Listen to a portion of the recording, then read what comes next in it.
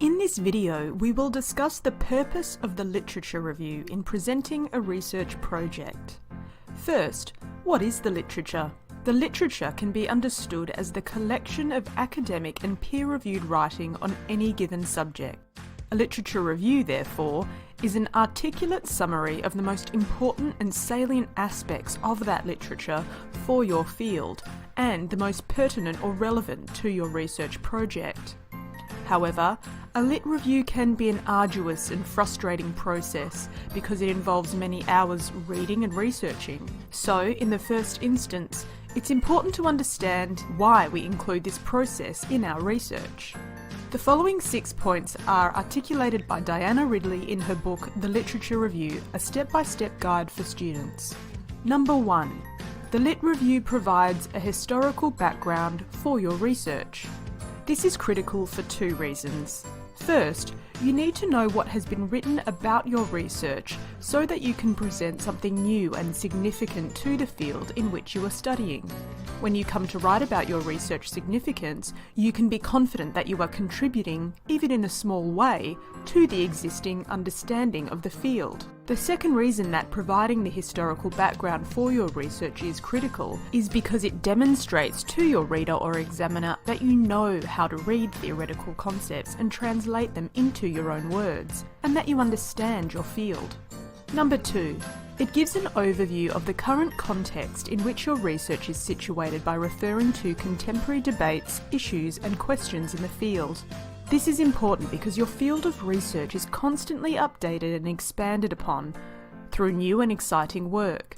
Moreover, the ideas about your field might have a different meaning in a new context. For example, historical background about feminism in Australia might discuss the impact of the contraceptive pill in the 1960s. However, what discussions are impacting reproductive rights now? And how does the contemporary research talk about these issues? Number 3. The Lit Review includes a discussion of relevant theories and concepts which underpin your research. There are countless ways to approach research. For example, if you are researching the relationship between the subject and the state, you need to explain how different theorists have approached this research and where your approach fits in. Are you following a Foucauldian approach? Or perhaps you're following a Marxian approach, or a mix between the two? Number 4. The Lit Review introduces relevant terminology and provides definition to clarify how terms are being used in the context of your work. Clarifying how you use your key phrases is absolutely critical, and to do this you need to explain where and how you developed your definitions. For example, there are countless ways to define feminism, so you need to develop a definition that suits your needs and explains how others may have defined it in the past. Number 5. The Lit Review describes related research in the field and shows how your work extends or challenges this, or addresses a gap in the field. Understanding a broad array of literature gives you the opportunity to identify what might be missing in an academic dialogue of your discussion. It can help contribute to your field by pointing this out and filling it in. And finally, number 6. The Lit Review provides supporting evidence for a practical problem or issue which your research is addressing, thereby underlining its significance. This means that your literature review also works to show the reader that your area of research is reputable and that you are developing upon already solid work that is important to others, and that it would have a resounding impact for those researchers who also work in the area.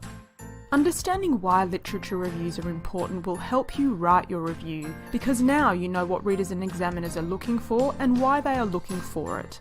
Undertaking your literature review might feel laborious at times, but after it is completed you will have an expert understanding of your field and you will be able to discuss your work feeling confident and articulate.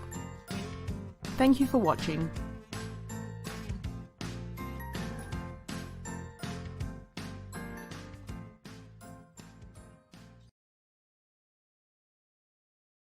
You want to highlight the key points and sections, decide which papers to include or not include, outline your paper, get writing.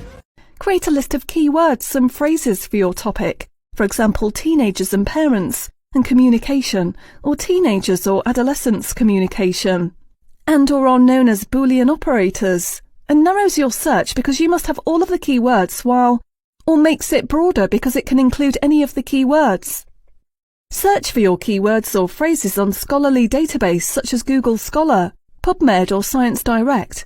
None of these databases are perfect. You will find some sources in one that you may not find in another. Step 2.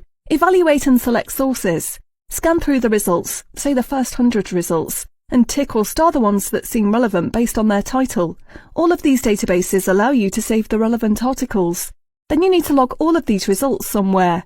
I like to do this in Excel. I simply note the date, the author, the title. If you are using Google Scholar, it also shows you the number of citations. The number of citations.